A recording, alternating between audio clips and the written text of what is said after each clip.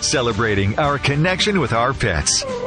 From all across the globe, this is Animal Radio. And here are your hosts, Hal Abrams and Judy Francis. 1-866-405-8405. Hi, who's this?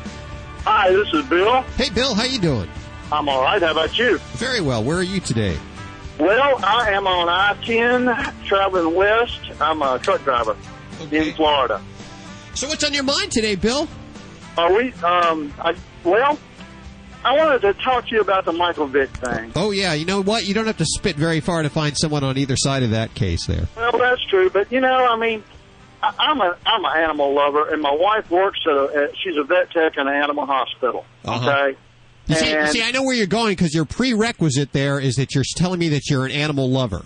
So I know where you're going with this, but go ahead. You do know where I'm going? Well, you're going to... Let's see if you're psychic. Where am I going? You're going to say he's done his time. Well, how'd you know that? He's done his time. Our Constitution says that if you've done your time, you've paid your debt to society, you can resume your life. Okay. I don't see why people have a problem with the American way. Yeah, listen, I am totally against. My wife sees dogs come in her animal hospital all the time that have been beat to hell because of dog fight. Yeah. And she hates to see that. And I love dogs. I love all animals. But, you know, people are a little more valuable in this country than animals. You know, I mean, just a tiny bit. But still, he's paid his debt to society. Okay. Let him go. You see, that's where you're going to stir up controversies when you say people are a little more important than animals. What I'm thinking is I agree a little bit with what you're saying there. I think what people are having trouble with is that should he be in the NFL? That's the elite football league. Should he be a role model? Not that he should go back to work. Should he be allowed to go back to his job after paying debt to society? His job just happens to be in the NFL. Okay. That's true. Okay. You know? I mean, if you got in trouble and went to jail, should you be allowed to come back to your job? I would hope so. Yeah. Well, there you go. Okay. You know? Well, I know that nobody agrees with me, but that's the way I feel. Actually, I think that you'll be surprised how many people agree with you. I think that he's done his time. Bobby, I'm pretty sure, believes that he should rot in hell. Judy, I don't know where you stand on this. Yeah. But, you know, we all love the animals. We all think what he did was bad. And he did a lot of time, and he lost a lot of money. Now, I disagree with you, Bill, where you say that animals and people, their value is not equivalent. But I do agree with you. I think he's done his time. How come that is? I mean, I realize the value of the animals, but how come you don't think that people, you know, I mean, we can vote, we got a driver's license, we buy stuff, we thought up the Constitution. That's why it's really important that we take care of the animals, because they can't do that. But they are sentient, and they do have feelings, and they are living beings, living creatures. Are you a vegetarian? No, I'm not. Oh. No, I'm not. But that. And you don't have a problem then? No, I admit, like most people, Cows are animals too. I know. So are fish. I know, absolutely. You must be a new listener to Animal Radio. Relatively, yes. Okay, I think the first thing you'll notice is we are not tree-hugging, PETA-loving. In fact, I hate PETA. We are not tree-hugging. Thank you very much. But we love our animals, and that's what this is about, is coming together every Saturday and shooting the breeze about our pets and animals. So I love our animals, too. I love them to death. Well, we got from a Chihuahua to a Catahoula leopard hound who just recently started climbing a fence. Wow. How big is that hound? How big is it? We bought a no-jump harness for her. Hopefully that'll work if she don't chew it off. What did you buy for them? A no-jump harness for the Catahoula that's climbing the fence. I'd never heard of that. What is that? It's a harness that fits on her, but it ties to her back legs so she can't stand up and climb the fence. Wow. How big is she? Oh, gee, she's about 100 pounds, maybe a little less. Wow. Okay. Well, can we send her some big dog toys? Do we have some big dog toys? We're going to do that, Bill. And thanks for listening to Animal Radio and chiming in today. We appreciate it. Thank you a lot. Hold on for 1 second. Boy, I really threw him off, huh? That's just cruel, Hal. Bet he wasn't expecting that. Oh, boy. Sometimes people are crazy. Dogs are okay, that's for sure. 1-866-405-8405. Dr. Debbie is here to answer your vet medical questions, Vlade, with answers to your most vexing dog behavior problems. Vinnie Penn, animal communicator Joey Turner, Susan Sims, Bobby working on news. It's Animal Radio. Go grab your fur ball and join us. This is Animal Radio.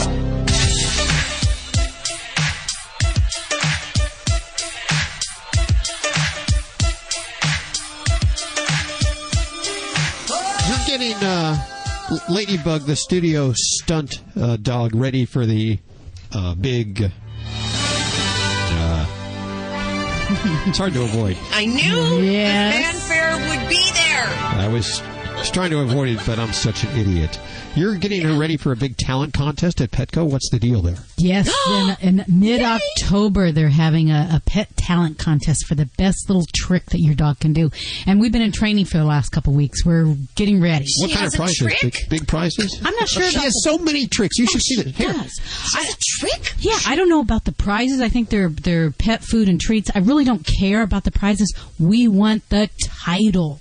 Oh, very cool. Okay, can you show Bobby? Just show Bobby. I know this is radio, but show Bobby the dancing, will you?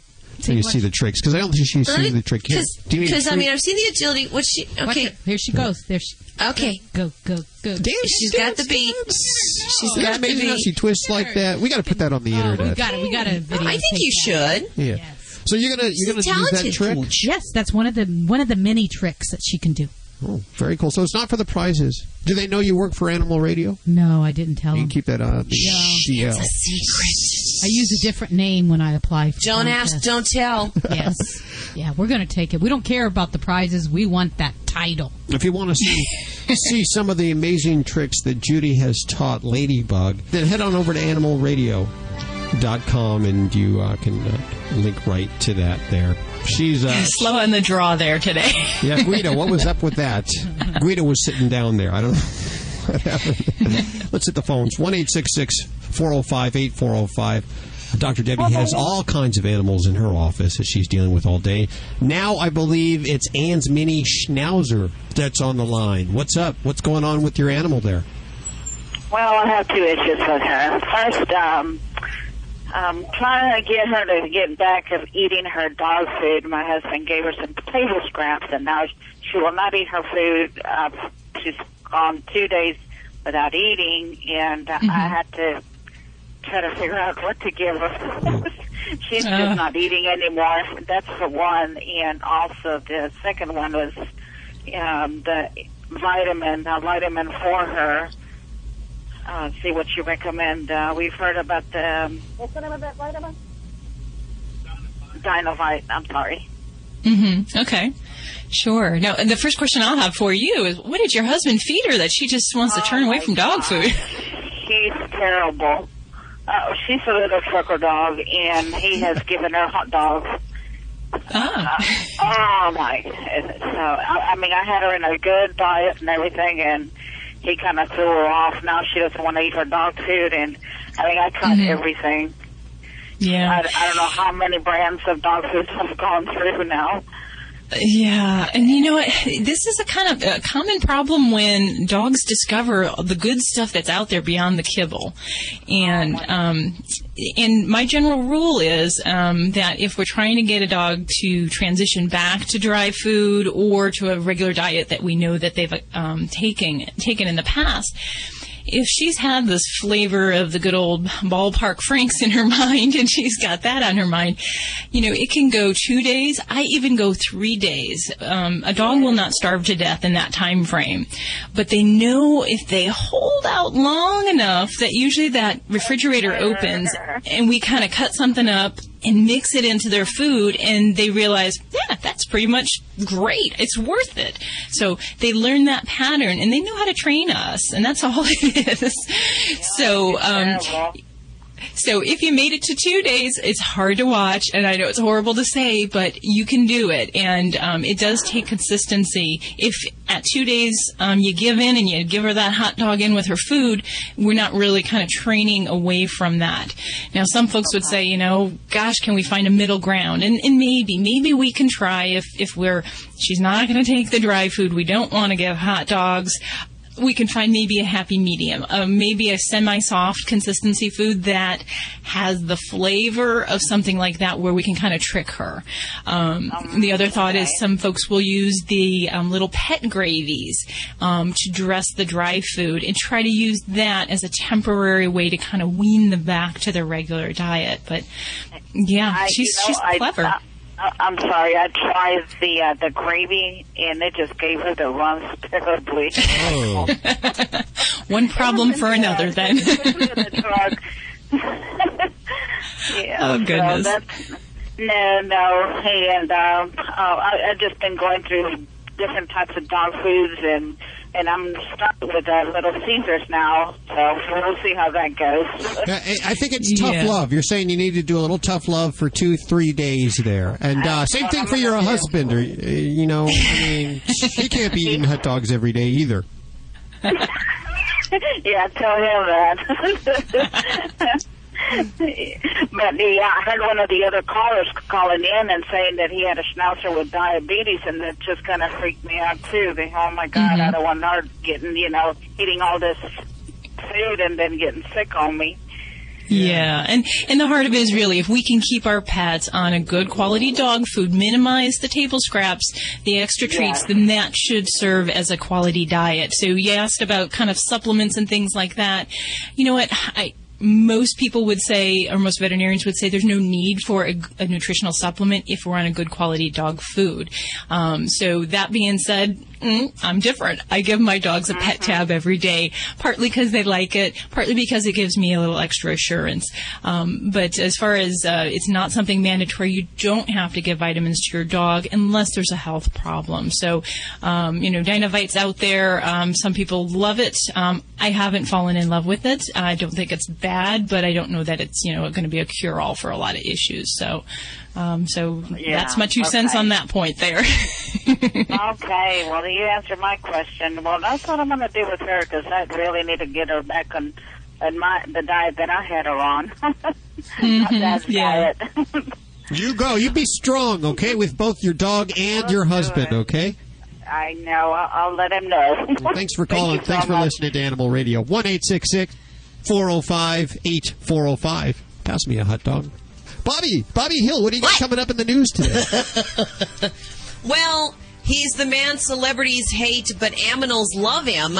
I'll tell you who he is and how he's helping the furry beasties coming up in the news. Oh, I can't figure out who that is. That's a real... You've actually got the host wanting to listen. To believe it, just waiting. It's like a tease. We don't even know. It's your job, Hal. Come on. You're listening to Animal Radio. You can learn more about today's guest at animalradio.com. Log on. Learn more. Dogs or cats, horse or emu, animals are people too. Romance is in the air at the Los Angeles Zoo. It all started when Willie the hog was mourning the loss of his mate Ruby, who died of cancer. Willie, who was 10 years old and 187 pounds, spied an attractive antelope named Nicole as they were sharing the same mud hole. 16-year-old Nicole wasn't interested at first, but Willie was persistent and won her over. They now have breakfast together, groom each other, take walks together, and nap together, nuzzling snout to snout.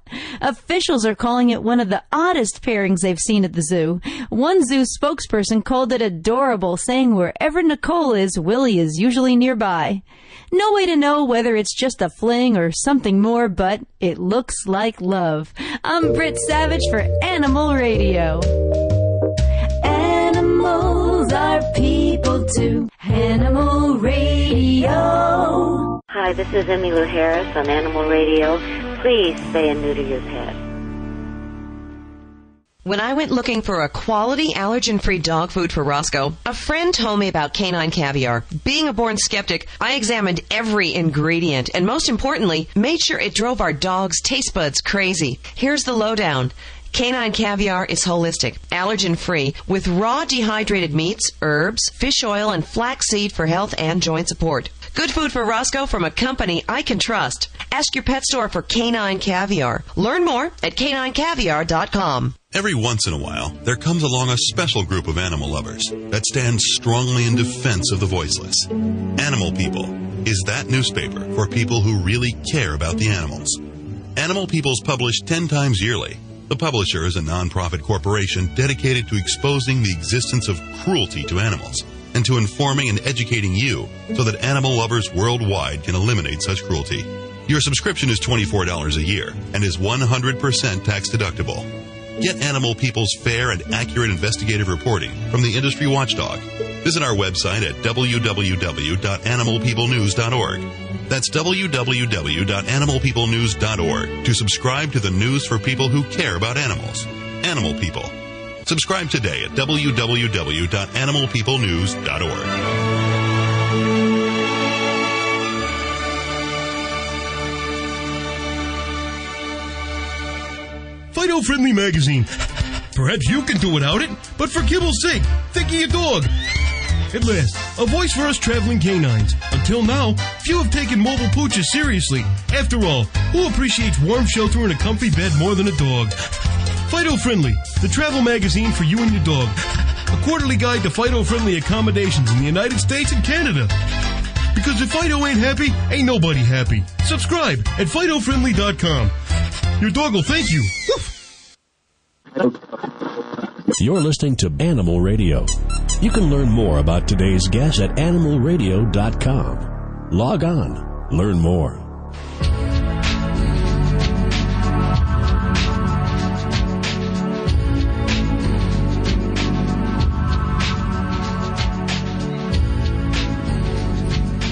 If you like Dean Koontz reading his fiction, you'll love his latest nonfiction book, his first nonfiction book, and he joins us later today. He's like a regular here, isn't he? He's such a great writer. Once you read one of his books, you're hooked. And his nonfiction especially good about his dog Trixie, who passed in 2007. Just a phenomenal book. We'll have a couple of giveaways with that. Let's hit the phones with Dr. Debbie answering your vet medical questions. Doc, how are you doing today? Well, hi. How are you? Splendid. You? Fabulous. All this quiet here. I believe we have Will on the phone. Hi, Will. Hello. How are you doing today? Pretty good, thanks. And yourself? Very good. How can we help you? Oh, man, I have a beautiful Husky Chow mix that's cream-colored. Beautiful, full of love, and she went to the groomer and came back, and about a week later she started, like, scooting her rear end on the ground and picking at herself a little bit. And then a week later, she started scratching and tearing at herself real bad, and now she's pulled all her hair out of her tail. And she's just miserable.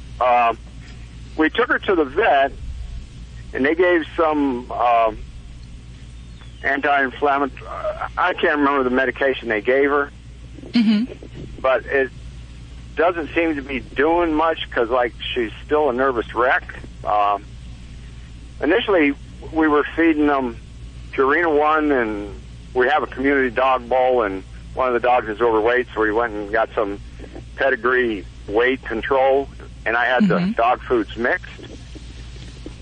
And we were feeding them Dynavite also, but my wife stopped that for a little bit, and we have 3 other dogs, and none of them are having a problem except scooting their butt across the rug.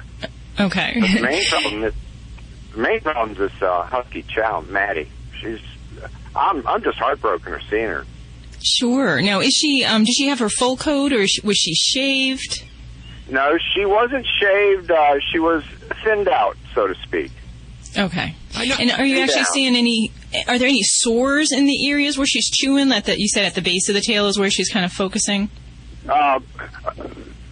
I saw her scratching, and I looked, and she had sores where she had been scratching. We took her to the vet, got an appointment 3 or 4 days later, and the vet found a little bit of flea debris. Maybe a week before, I had treated her with a frontline flea treatment, but we have no fleas in the house, no other problems. Okay. Because I got to say, Will, when you describe itching and scratching kind of at the tail base area, that is a prime spot for flea allergy dermatitis in dogs. So that was going to be one of my questions, is what the incidence of fleas is in your area. Because it doesn't always have to be a lot of fleas. It can be just even one or two that can make a certain pet very sensitive, and they can be miserable with itching. So I would definitely look at our flea control, whether we need to add in any other regimens, even beyond just the front line, to help manage. Because with that kind of a husky chow coat, there's a lot of fur going on in there. So it can definitely be a challenge to find these little critters if they're there. But I would definitely say that would be one of the things I would really focus on there. And if we're not responding to the normal anti-itch things, sometimes we have to kind of up the ante a little bit. Anti-inflammatories could include things like we could use an antihistamine, something like a Benadryl product. If we're moving to something more of a steroid for that really tough itch, some pets that can be something we need, especially if we've got some flea allergy dermatitis going on. It's a little strange that this kind of came up all of a sudden, and if she's never had any other problems before, I'm a little less inclined to think that this is maybe your straightforward seasonal allergy. Usually pets that have that, we kind of have an ongoing thing, and we can kind of either pick the seasons, or we can see an ongoing problem that kind of waxes and wanes throughout the year. So I would really, really work on that flea control, and check out the other babies in the house too, because if they're harboring the fleas but aren't particularly bothered by that, then you're going to have a losing cycle here if we only focus on her. I understand. Okay. We treat all the other babes with flea control, and we have no fleas in the house. And I've looked all over the chow, and there's no fleas. She's an outside dog. She loves chasing squirrels, but I don't know if she catches any. Mm-hmm. But it just breaks my heart to see her miserable like that. Definitely. And then, if she's not responding to what the veterinarian has prescribed, my recommendation is pick up that phone and get her back there. Because sometimes it may be that we need to either up the ante and try something a little more potent, or we need to get to the heart of it. And if there's other issues going on, say she's got a bacterial infection or some other kind of parasite infection, we're going to have to change our course. So I would want to make sure that if we're really not seeing response and she's uncomfortable, I'm uncomfortable too, just hearing about it. So I want to get her some good relief. And then just another sidebar here. If she's an outside dog, we have to remember fleas live outside. So she's still definitely at risk for that. And if she spends time with the indoor dogs, there's still that cross-contamination possibility. So we got to kind of keep that in mind as well. So I hope it's not the fleas. Those little miserable suckers. They and in that woolly coat of hers, all of that, it becomes very uncomfortable. So, and you did mention some food things. I'm definitely a fan of some general skin supplements, feeding a good quality diet. But I think the heart of this is for your situation is I want to really get down to that nitty gritty in that area and take a close look at her rump area, if that doesn't sound too weird. No, not at all. So good luck with that, Will. This is Dr. Debbie. If you got an itch, you want to figure out why it's scratching, and you're a dog, give me a call at 1-866-405-8405. Now, I know when I go into the groomer, take the dog into the groomer, one of the things they do there is the anal glands. Yeah, they empty those. Has that ever gone awry? Absolutely, anal gland problems, but they're usually more focused to the butt, to the actual underside of the tail. On the top base of the tail or at the lower back, that's not so much a problem there. That would make me really suspicious of an anal gland problem. The anal gland problems tend to be the scooting butt, turning around, licking the butt area, or you smell a really stinky, metallic-y, fishy smell around the house, which is the unpleasant odor that comes from those anal glands. So that's a possibility, Hal. Yeah, maybe. I'd say that might be worthwhile, doing the old white glove check in the backside. And see let the vet do that. Yeah, let the vet do that. No crazy ideas there. Your job can't be all glamorous. I mean, it's mostly glamorous. It can't be all glamorous. Yeah, we have our moments, when the glove has to come out or, but, vets line up for gross things like abscesses, and we just get all excited. It makes the joy of our day. You're so weird that way. 1-866-405-8405 to talk to Animal Radio vet Dr. Debbie right now.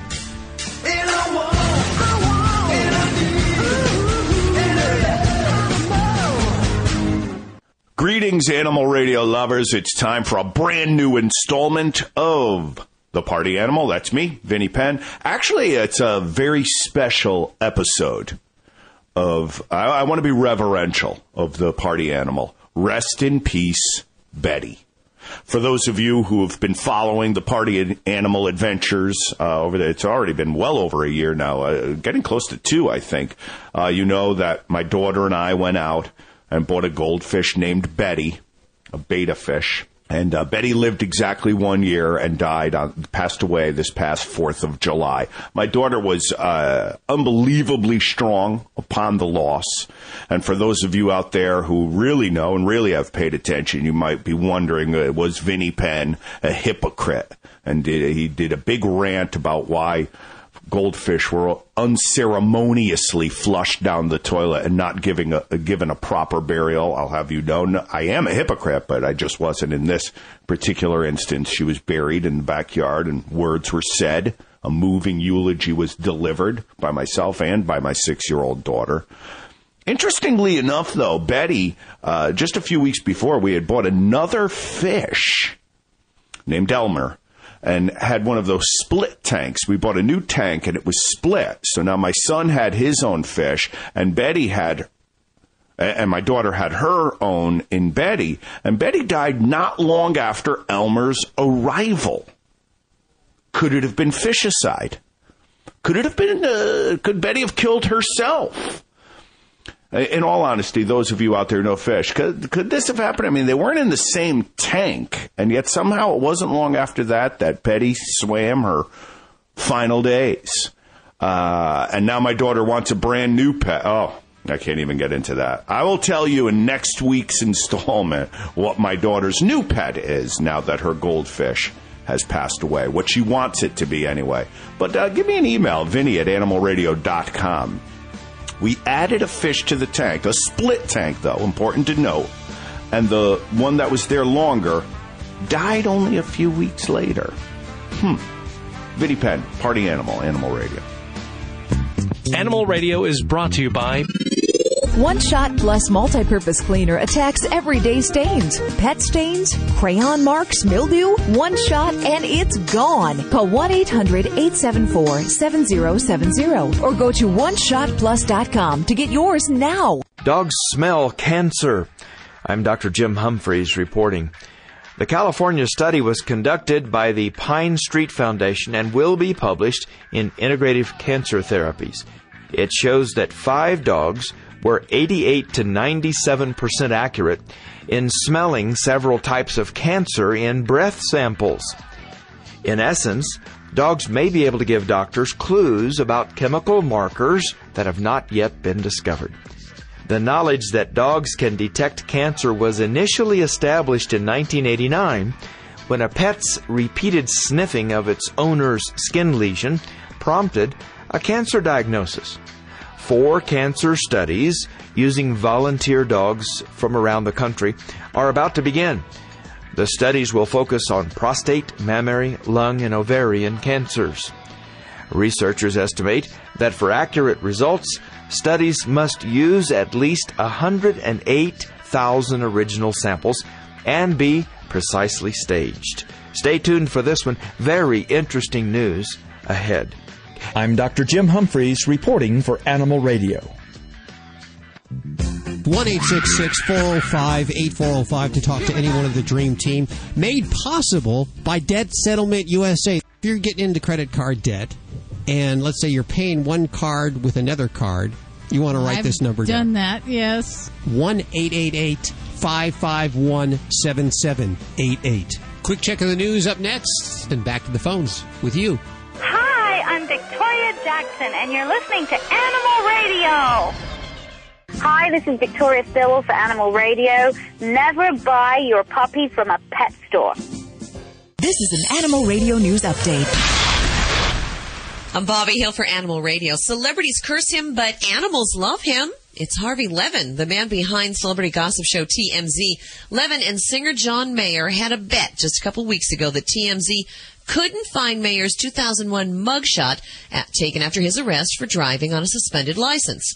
On the line, $25,000. Well, it didn't take Levin long to come up with the photo, and Mayer, being a man of his word, forked over $25,000 to Harvey's favorite charities. Mayer posted photos of 2 checks for $12,500 each, one going to Ace of Hearts and the other to the Pet Orphans of Southern California. And by the way, Mayer's suspended license charge was dismissed. So, way to go, Harvey. Yes. Who knew? He's a big animal lover. So, hey, remember Schoolhouse Rock? Yes. How a bill becomes a law? If so, you're older than hell. But you can use your knowledge to help the Humane Society pass laws to protect animals. The Humane Society Legislative Fund, affiliated with the USHS, has launched a contest called There Ought to Be a Law. Contestants are asked to propose humane laws that should exist but don't. You have until October 5th to submit your suggestion online through the Humane Society's website. I'm sure we'll set up a link to it. Winners will get the experience of what it's like to lobby proposed legislation when they score a trip to Washington, D.C. And Roger Miller wrote a song that said, "You can't roller skate in a buffalo herd." He could have added the line, "You can't feed Pop-Tarts to gorillas at the zoo."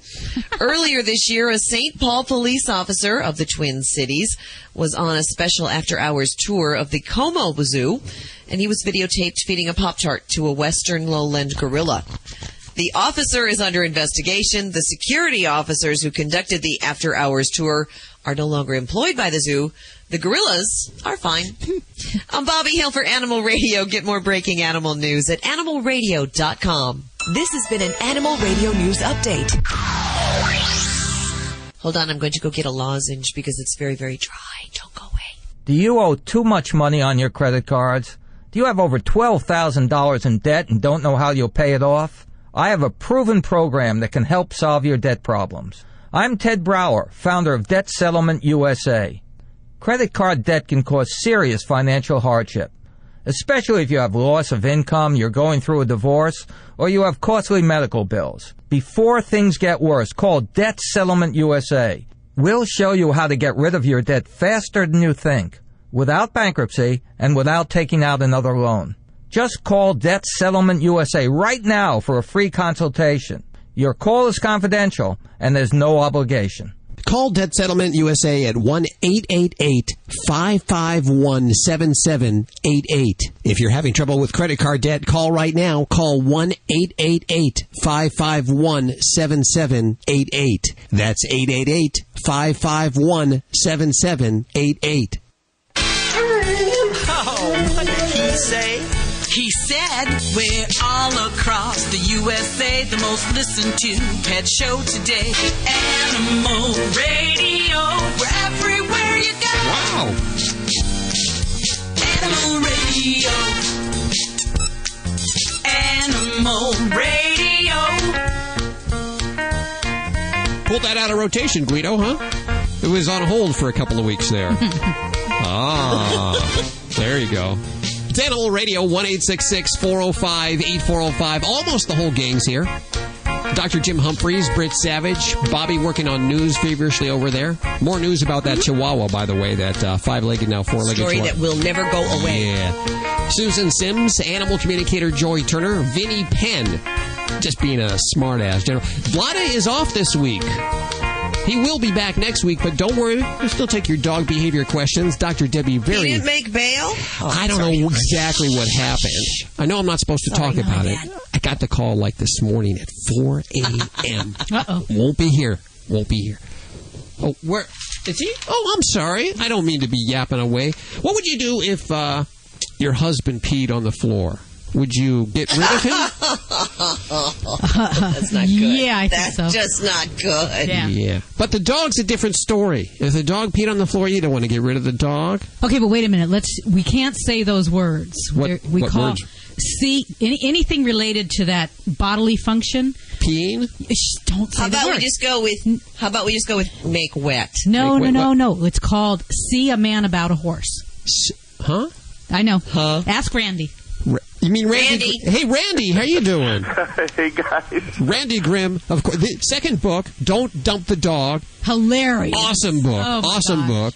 And, of course, we always say don't dump the dog if you have some kind of behavior problems. Dump the guardian if it's your husband that's causing trouble. If it's your wife, get rid of them. But you want to keep the dog. And you've written a book about this, and you have plenty of experience. So let's say the dog is peeing. What do we do, Randy?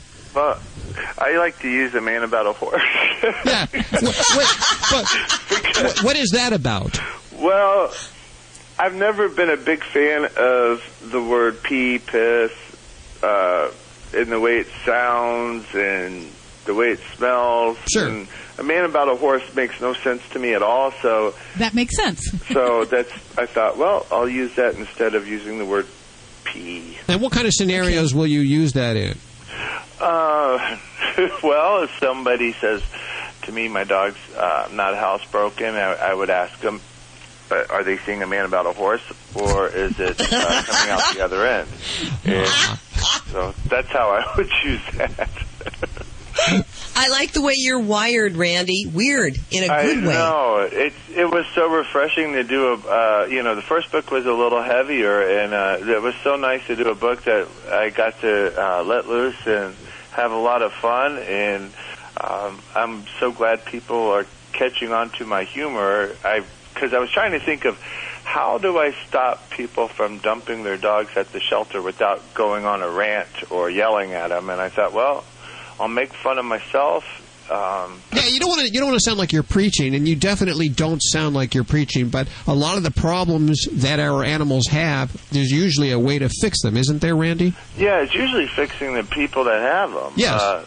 I think too many times people see the perfect dog on television, and they think that's what they're going to get, be it from a shelter or a breeder. Of course, you know me, I prefer shelters or rescue groups, but I don't care how many 8KC papers the puppy has. When there's a litter of puppies, each one's a unique individual, and one may grow up shyer than the other, one may grow up more dominant than the other, and I think people are sometimes unrealistic and so quick to send them off to the pound or to the local shelter, and all the shelters are full. I mean, we still have a major problem here in the United States. So I was like, what made me write the book was I had a dog returned because after 5 years, because they went from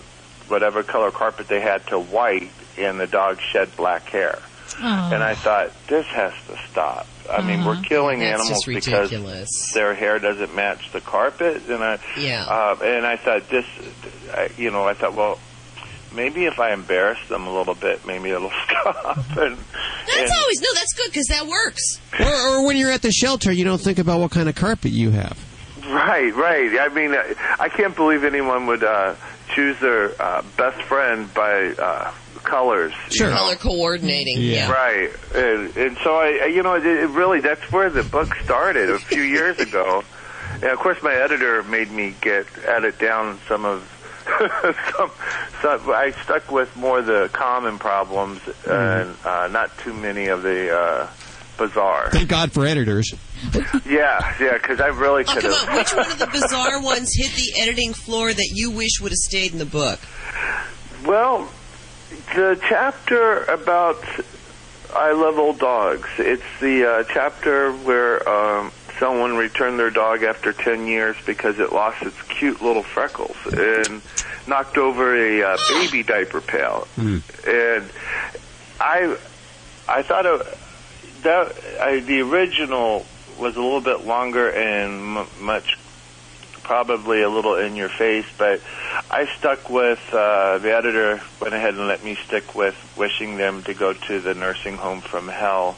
With their kids send them there with the Nurse Ratchet and forced to play it. Because the never-ending game of is bingo. aiming for them. Yeah.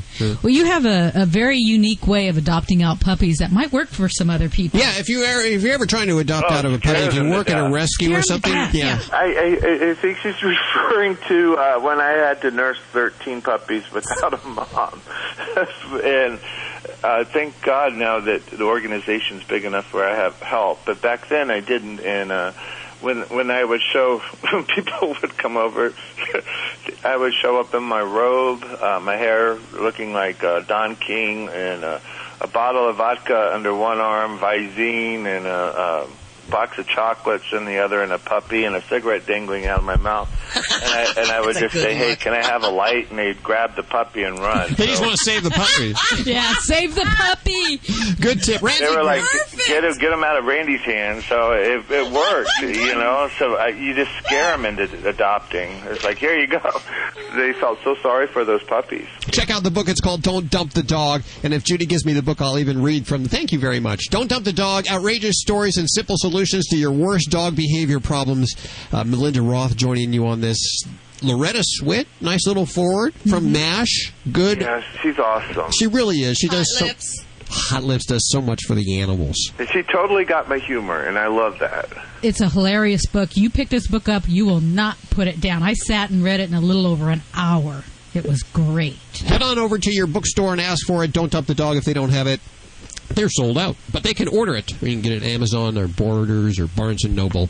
And also the website, Randy's website is www.strayrescue.org. Of course, links to everything you've heard on today's show at animalradio.com. Randy, thanks so much for joining us. Oh, I love being on, and I can't wait to talk to you guys again in the future. We'll do it again soon. More Animal Radio on the way. You're listening to Animal Radio. You can learn more at animalradio.com. Log on. Learn more.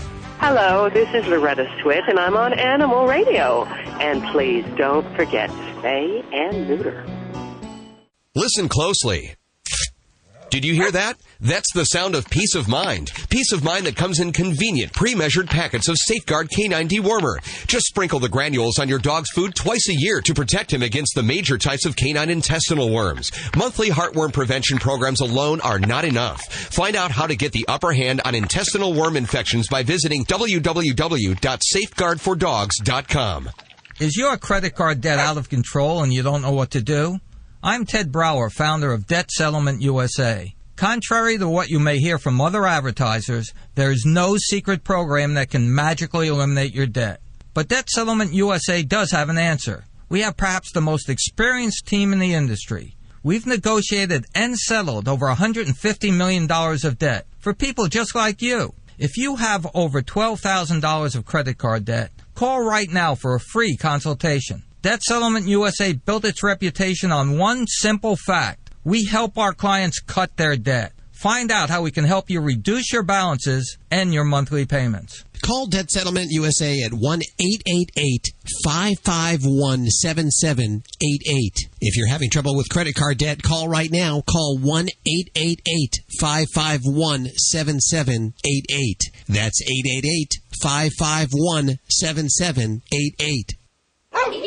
Let's face it, life happens. From spills to pet stains, One Shot Plus Multi-Purpose Cleaner attacks everyday stains, eliminating the need for other cleaning products. Pet stains, crayon marks, mildew, One Shot, and it's gone. Safe for the environment, your pets, and your family. Call 1-800-874-7070 and mention Animal Radio. That's 1-800-874-7070. Or go to OneShotPlus.com to get yours now. This is Animal Radio.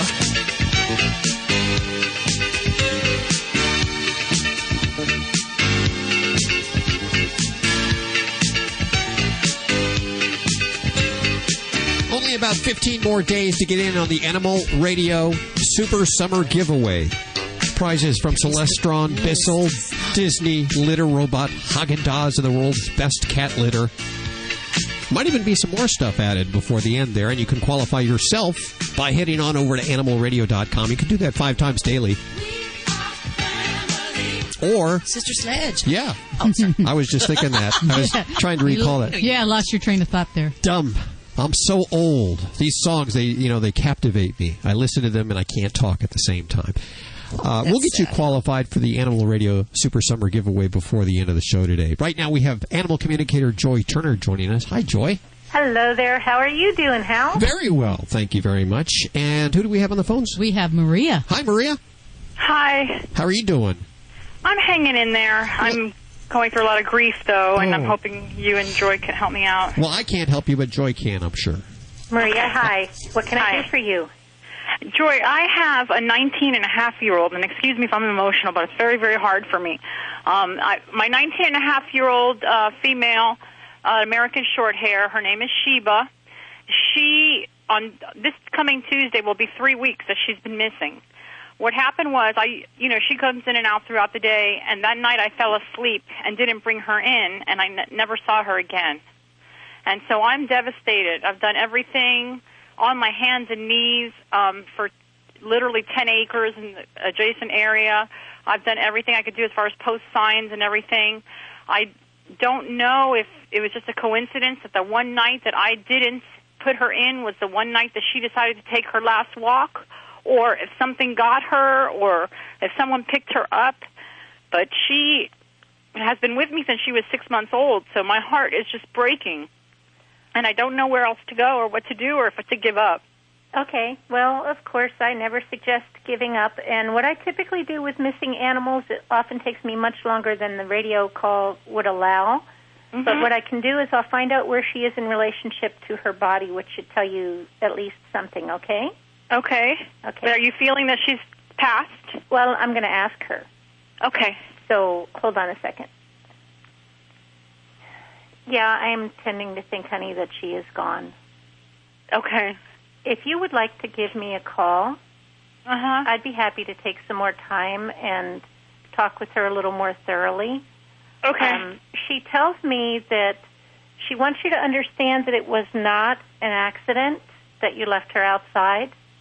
Okay, meaning that it was supposed to happen that way? Exactly. And am I ever going to be able to find her remains and bring them home, or are they long gone? I just don't even know what to think. She thinks you wouldn't want to find her. Okay. At this point. And she isn't on your property, whatever that entails. She left the property and went off someplace on her own. Okay. Again, if you'd like to talk to me longer than we can here right now, can I give you my phone number? I want everybody to write this number down so they can call you during the week and schedule a session. So everybody grab a pencil. We'll also put this on the website. Okay, perfect. It's 360-894-5000. Okay, thank you, Joy. You're very welcome, and I'm very sorry, Maria. It is a no-spin zone here at Animal Radio. Celebrating our connection with our pets. From all across the globe, this is Animal Radio. And here are your hosts, Hal Abrams and Judy Francis. It really only takes 5 of them to fill the bathtub, or 6 Jellos. If you're using... it's Animal Radio. 1-866-405-8405 is the number with your questions about your animal. Or if you're just checking in, saying, hey, my pet's great. We're listening to Animal Radio. Vlade, you sound a little bit hungover today. A little slow. Yeah, what do you mean by slow? It means I'm slow or what slow? No, you just sound a little tired, like you woke up maybe 10 minutes ago. And I understand completely, because I did.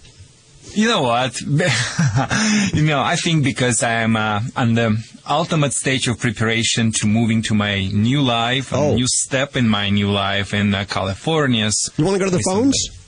Sure, I do. Okay. I believe is it Madeline we have on the phones? Yes. Hi, Madeline. How are you doing? Good. You were on with Vlade, the world-famous Russian dog wizard. Cool. Hello. What state are you calling from? Huntington, West Virginia. Okay. And how can I help you, Madeline? What type of the problems you have with your pet? Well, my dog, he chews things up. He's about 1.5 years old. We got him 6 months ago. He's a small beagle, and we know he was abused as a puppy because if you try to put the leash on him to take him out, he'll tinkle on the floor, especially if it's a man. And he chews on toys and shoes, but he won't chew on chew toys for dogs. And he'll climb on the table and steal things off them, like he took my mom's $250 GPS watch off the table and chewed it up. Why, boy. Okay. Apparently he didn't want your mom to find out where he would be in the possession of the stolen property. Listen, Madeline, first of all, as far as he been abused or not abused, you see, we cannot change the past, and we just need talk about the future. And I'm going to tell you in a lot of cases that sometimes can be not truth, because sometimes people tell me, my dog is afraid from the vacuum cleaner. So it won't mean what? He was abused with the vacuum cleaner, or he afraid from the broomstick. It doesn't mean he was abused with the broomstick. I think it's a genetic factor having to do with his reaction. I think he's manipulative dog and a little bit smart one, and he's unexercised physically, mentally. He has no leadership in your household, and he just do whatever he wants to do. He doesn't want anyone to take control over him, and when you try to put the leash and make him to do something, he tells you, forget you, Madeline, I gotta lay down, all right? It's called passive resistance. So let me give you a quick fix to your problem, which mostly you complain about, such as chewing the items. All what you need to do to convince your pet that chewing inappropriate items doesn't feel good. So you need to cover them with some type of the very displeasant taste spray. You can use whatever product you can get from the pet store, and if you tried bitter apple or fooey, it may work or not. But if you tried everything and nothing worked, the only one product I know works for every dog, even for crazy Labrador Retriever who can chew through the walls, and like to chew and eat jalapeno peppers and things like that. The name of the product is Chew Guard. You can Google it. Chew Guard. That works miraculously. So whenever you use Chew Guard or regular bitter apple or fooey product, you need to spray this product on the item. We're going to do two discriminative methods. So we're going to pick the items that he likes to chew, maybe get 5 of them, like, I don't know, remote controller, sock, maybe shoe, whatever it is. Spray them liberally, and after that, touch his lips with one of the items. Let him immediately taste that bad taste up front. Don't wait when it's evaporate. The biggest mistake people make, spray the items, forget about them. In a couple of days or next day, the dog lick it, and after it's everything evaporated, it has no effect. On the scale 1 to 10, you have to start with 10 when it comes to corrections. So make sure up front, strike up front. And after that, even if you're going to smell another items, he will say, I know that bad taste, because the dog is already was experienced with that taste before. Now, on the other hand, you got to provide for him nice things. I cannot believe he doesn't like to chew the certain toys. You can always use plastic bones with a natural flavor. If he doesn't like it, put some scent on it. You can use peanut butter or creamy cheese, put on it, and after wipe it so you would not soil your carpet or flooring, and after allow the dog. It's called chew discrimination. Let him figure out what is has a bad taste, what is good, a great taste. And another product works, Madeline, all the time by name Bullet Stick. For the few who doesn't know what the Bullet Stick means, Hal, could you tell me, please, what the Bullet Stick means? It's really just, isn't it like a soft rawhide pretty much that you could get at the store? Yeah, pretty much. Just ask them for the Bully Stick. Okay, so ask just for the Bullet Stick, Madeline, okay? Okay. Okay, so correct what you don't want your dog to chew, and after offer him what you want him to chew, that will take care of the issue. As far as quick fix and long-term solution, get the dog physical exercise, get that dog mentally stimulated by doing obedience training. If you're the boss, he will never touch your stuff. If he thinks everything belongs to him, he will always chew you out of your house. Thank you for calling us. This is the Vladi from Animal Radio. I don't know how old she was. That is why I gave you it to handle. And you guys handle it well. Because I don't want you scream at me after that. Al handles that hot seat very well. He basically was a kind of 1 second delay. Hal didn't know what to say. Hal on his own delay. Looking at the door to the closet, which inside is a Celestron spotting scope and binoculars, a Bissell deep cleaning pet vac, as well as, I believe, 5 of those little hand vacs, Disney G-Force and Up paraphernalia, litter robots in there. And I believe... Toys! I don't think the actual ice cream is in there, but there's coupons for Haagen-Dazs ice cream, yes. We ate all the ice cream, me and Judy. Well, we got to sample what we give away. We got to make sure it's all good. That's right, quality control. This package now worth about $2,000. And let's get someone qualified for it right now at 1-866-405-8405.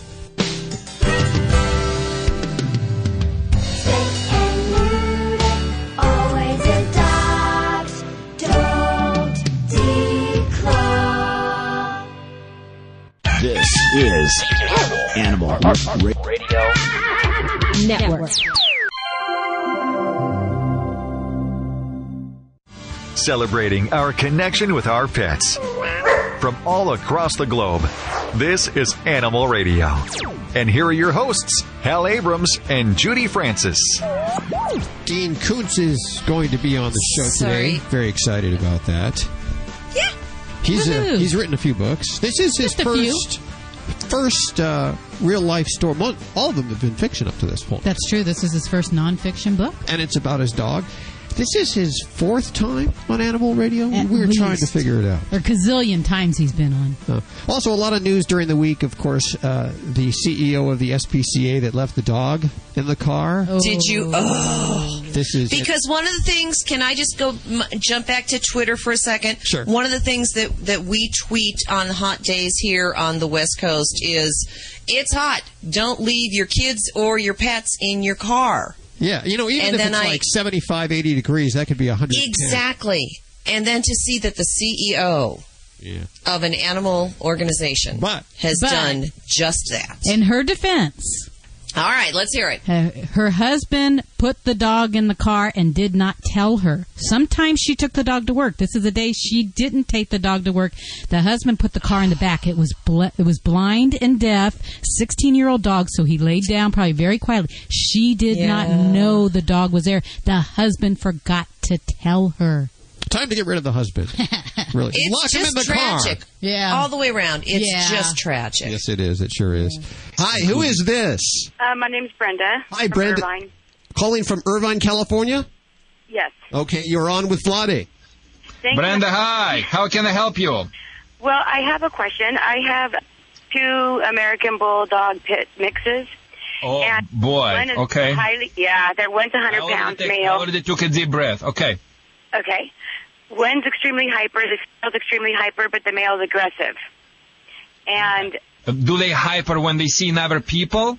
no, not with people, with the other dog. So hyper and male is also as aggressive. Am I right?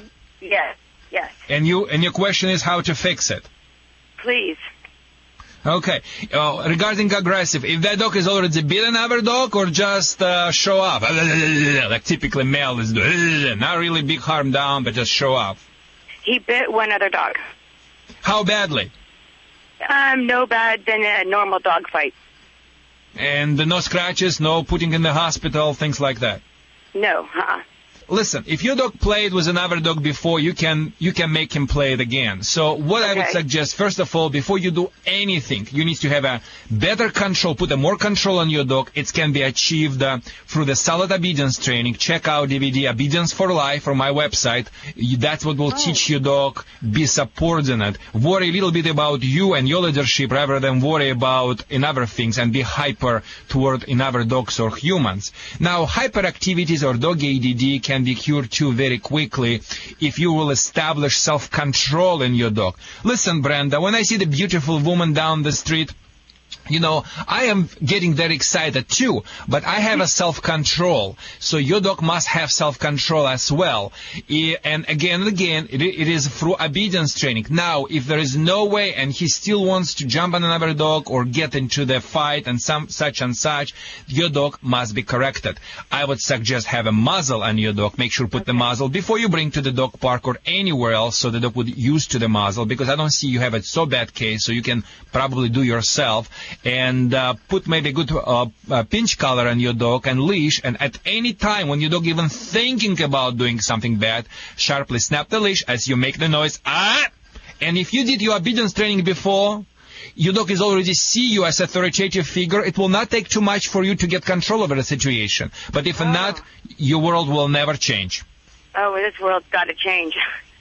Okay, so check out DVD. This is the starting point. Go ahead, Brenda. I heard you give advice on giving a dog a job mentally and physically. Is that on the DVD? Sure. Job physically, no. It's going to be on online TV or another DVD by name Instant Solutions as the bonus section from DVD Instant Solutions. Trust me, you just start from the basic. You get the dog physical exercise, mental exercise, and your dog maybe will not want to do that because he will be tired. Tired dog is the good dog. Tired kids sleep well, Brenda. Yes, and I want to thank you for your time. Thank you so much for your call, Hank. Of course, links to everything you've heard on today's show at animalradio.com. This is Animal Radio.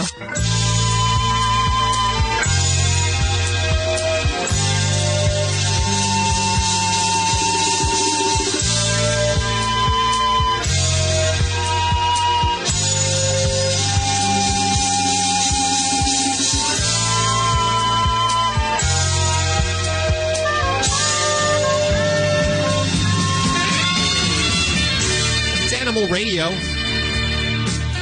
where dogs rule and cats are king, and the status symbol of choice is that really expensive squeaky toy. Oh, the dog really likes that one. Yes, she does. Squeaky toys are the best. Oh, yes. 1-866-405-8405 to talk to any one of the Dream Team. Our family consists of Dr. Debbie answering your vet medical questions, Vlade, the world-famous Russian dog wizard, Vinny Penn.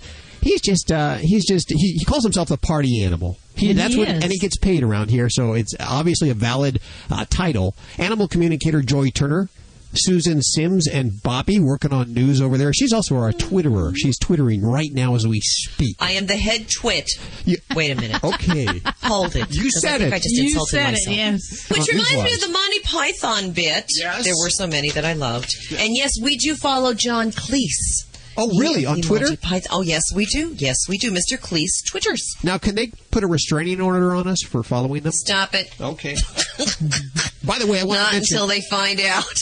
Animal communicator Joy Turner is on the way if you want to talk to your pet. Now, I'm kind of a skeptic with this whole thing, but she has her way of twittering without the electronics. She actually talks to your animal, and they don't even need to be alive. Say it's an animal like from... a decade. You grew up with. You want to talk to the pet that you grew up with, your childhood pet? Wow. Apparently, Joy Turner can do that. And if you would like to talk with her on air at 1-866-405-8405, let's get you in queue right now. That's coming up after the news. What are you working on for the news, Bobby? Well, as we approach the dog days of summer and the heat wave is wrapping up the country, question, what would you do if you saw a dog locked in a car on a hot day? Ooh.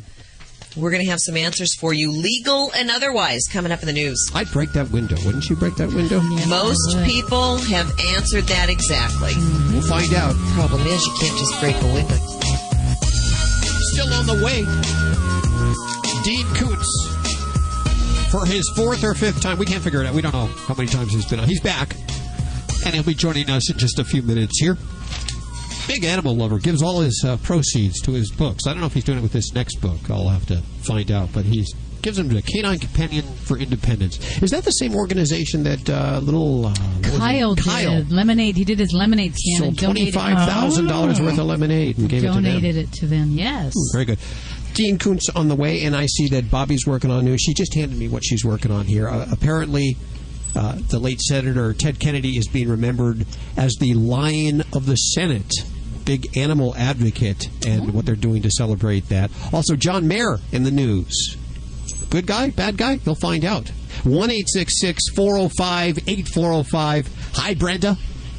Hi, how are you? Good. How are you doing? I'm doing well. Yes, go ahead. I was going to ask you where you are today. Well, Afton, Virginia. Okay. Yeah, Central Virginia, not far from Charlottesville. I know the area.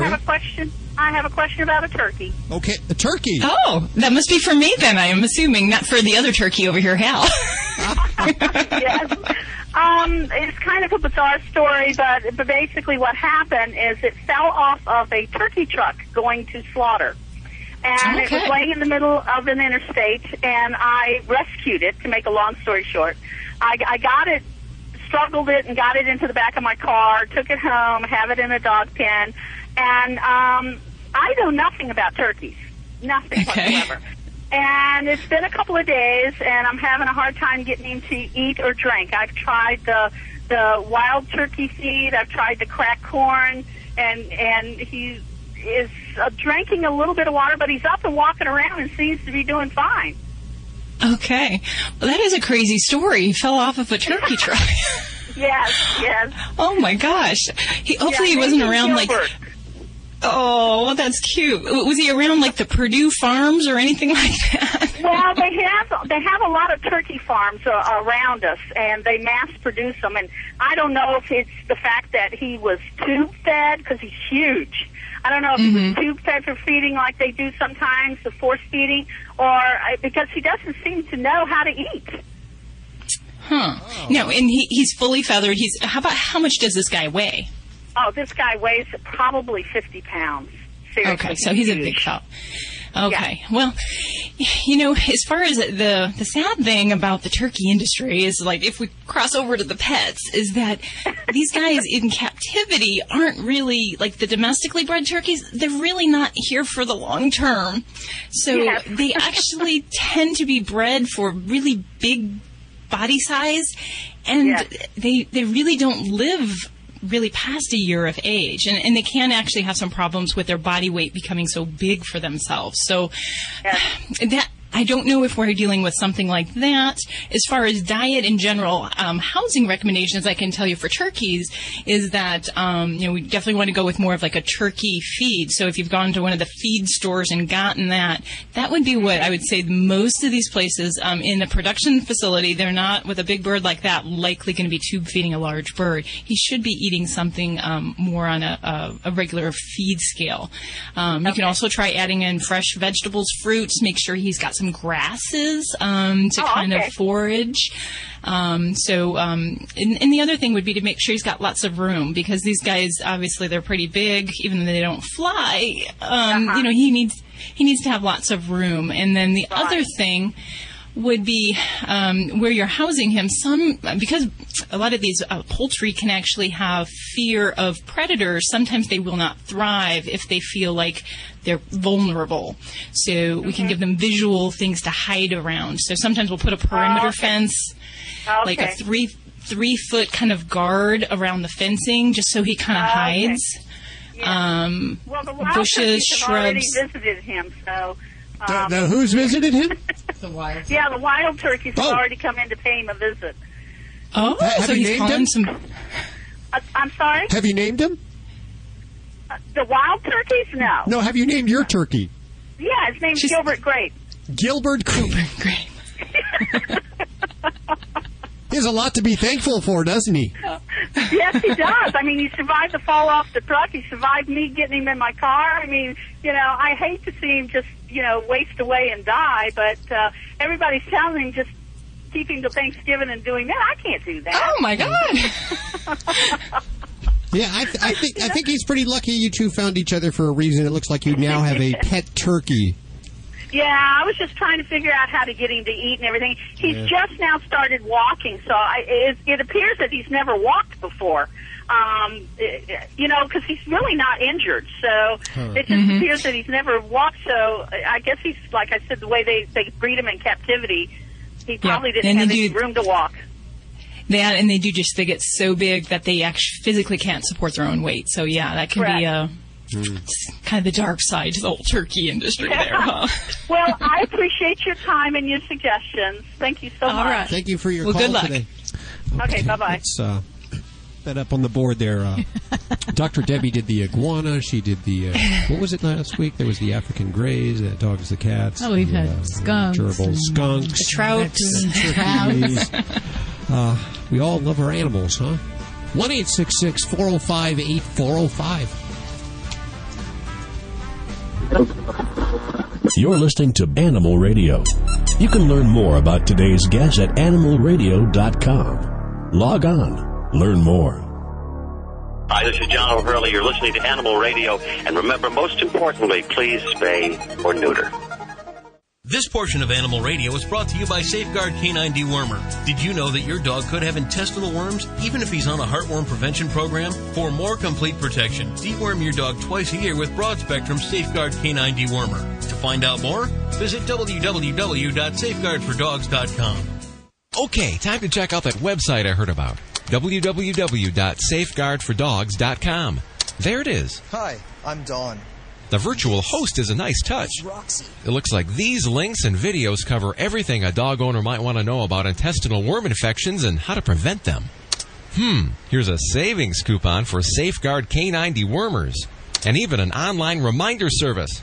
Better bookmark this one. www.safeguardfordogs.com.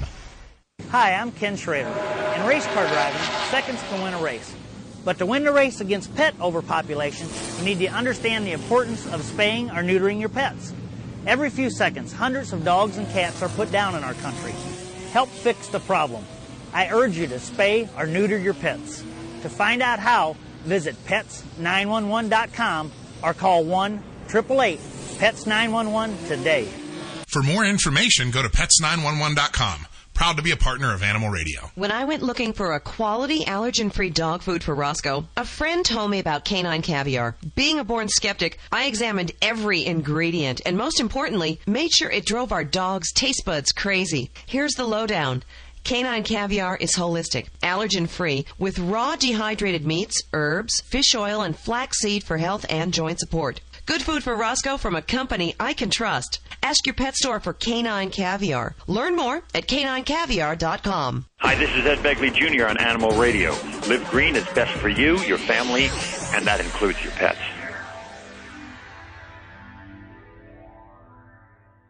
This is Animal Radio.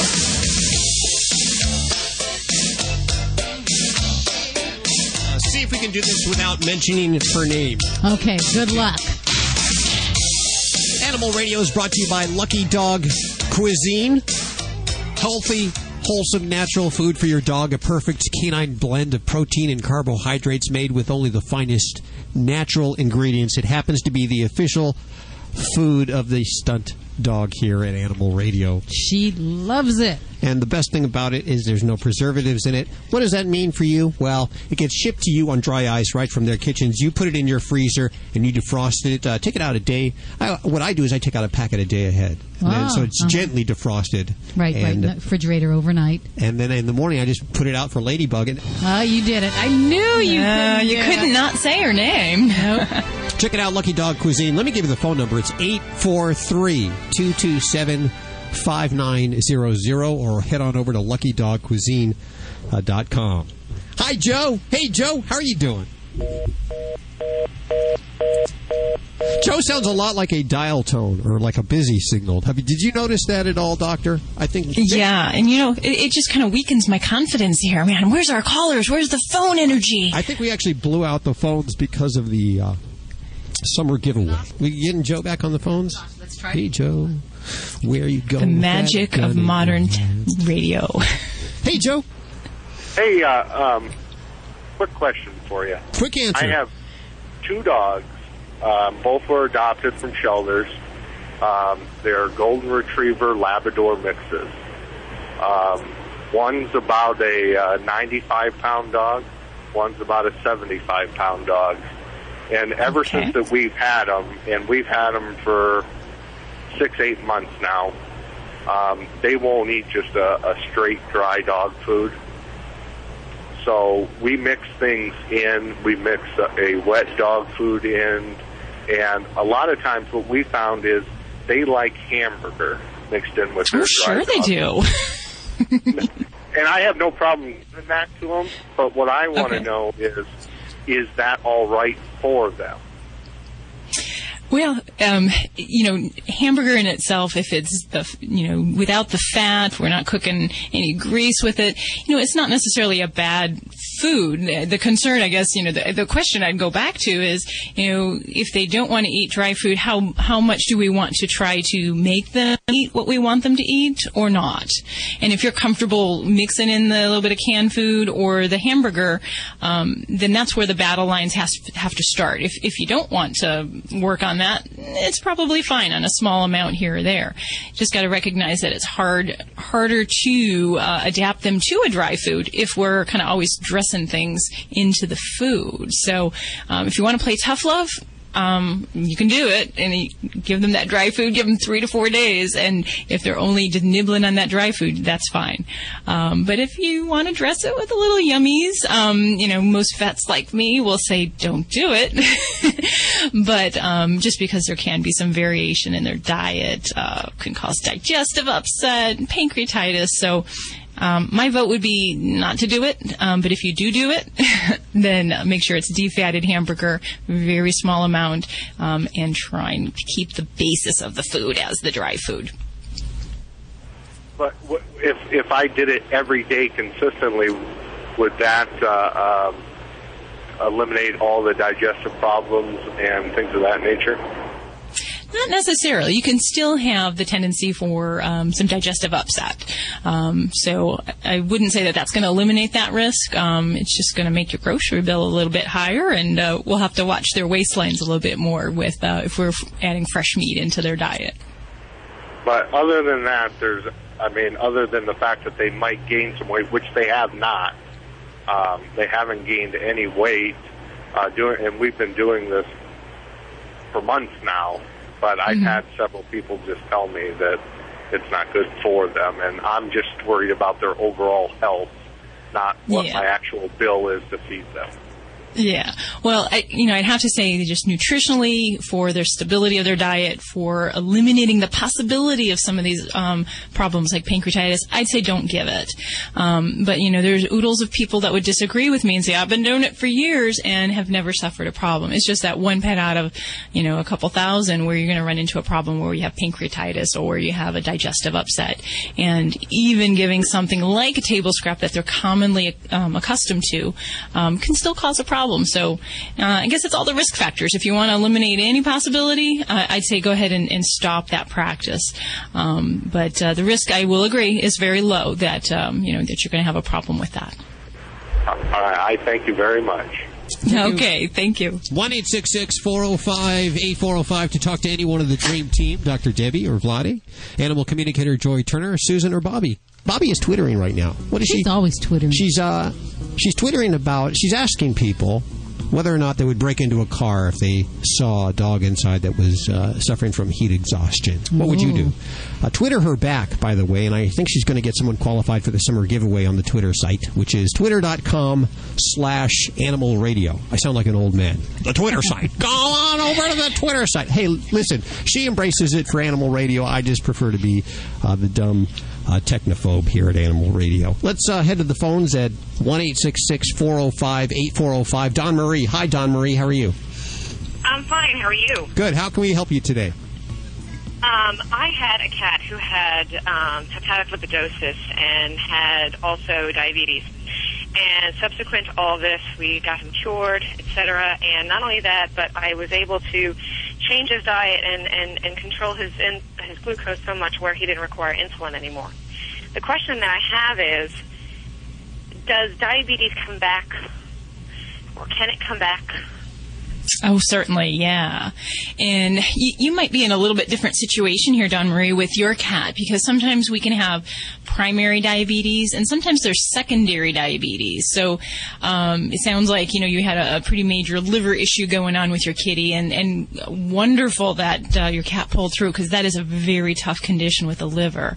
But yes, diabetes in cats can be transient, and so cats maybe require insulin for a period of time, and if we're well controlled, sometimes it actually kind of goes away, and we know that can come back, and what can trigger it can be stresses in their life. So I've known folks that they go away and bored, and their cat breaks with the diabetes again, change in household environment, things like that. So yes, it can definitely happen, and I'd say the best things you can do to help prevent that would be to keep a good healthy weight in your kitty, because an overweight cat is more prone to showing signs of diabetes. So does that fall true for your kitty?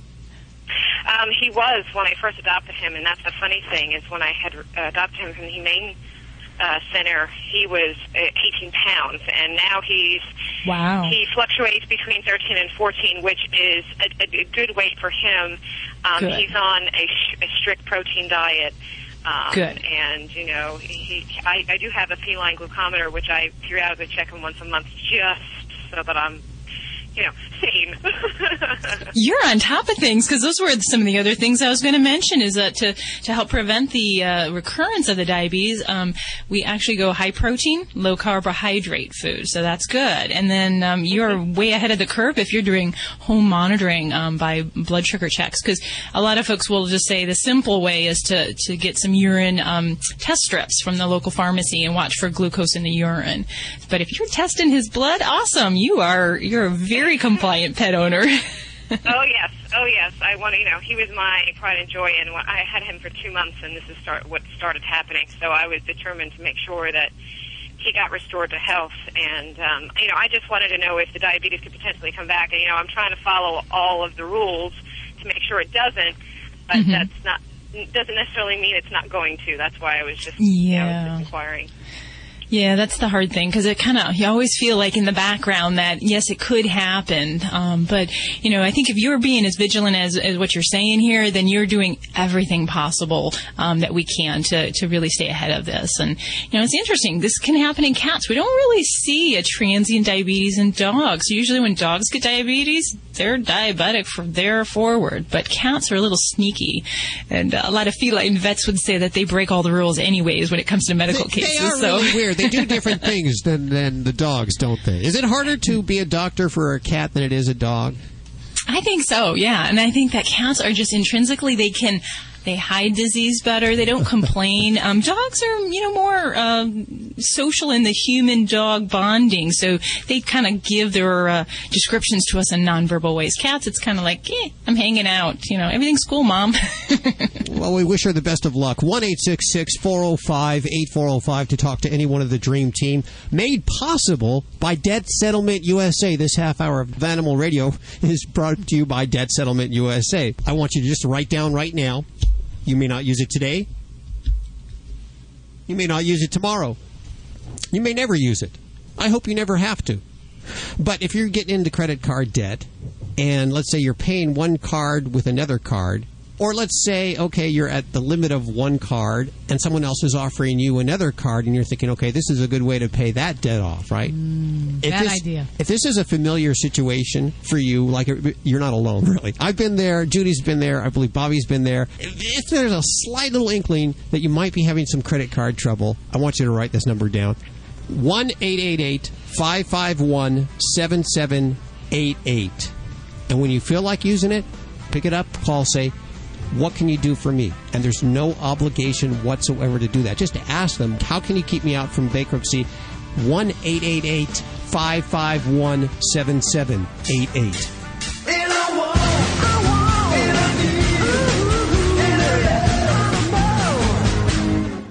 It's Vinny Penn, your party animal, coming at you with another party animal installment. I've got 2 words for you. 2 words that women cannot resist. Vinny Penn. No. They can resist that, believe me. Those words are the litter.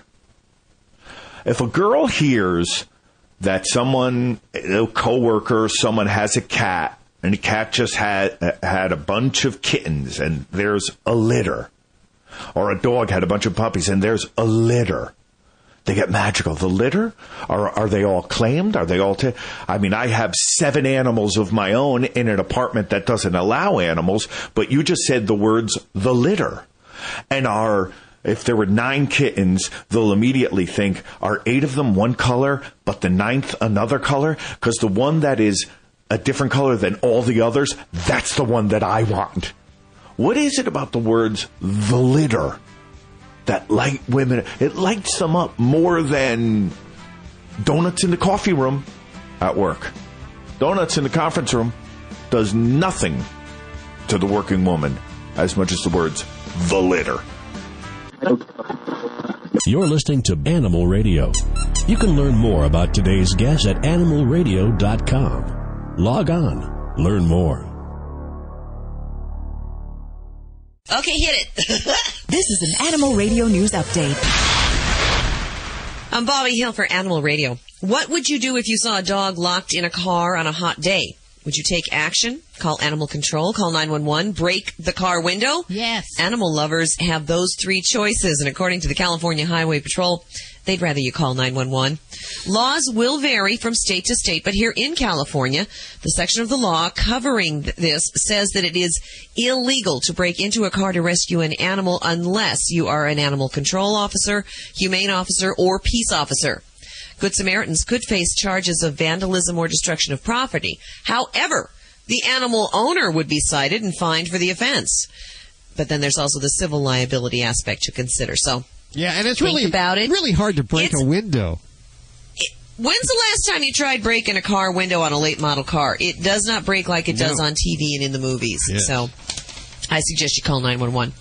And the late Senator Ted Kennedy is being remembered as the lion of the Senate, but he was also an animal advocate. Humane Society President and CEO Wayne Pacell wrote recently that Kennedy was, quote, a stalwart ally over the years on a wide range of legislation to protect companion animals, farm animals, animals in research, and wildlife. The senator had a particular affection for his own Portuguese water dogs, Sunny and Splash. Most family vacations involve an overpacked station wagon towing a StarCraft camper filled with bickering siblings careening down the highway. Remember that? Oh, yeah. But not if you're the first family. They get Air Force One and 28 acres in Martha's Vineyard. The local dog lovers were so thrilled at the Obama's vacation destination that they threw the first ever Martha's Vineyard Dog Parade in Beau Obama's honor.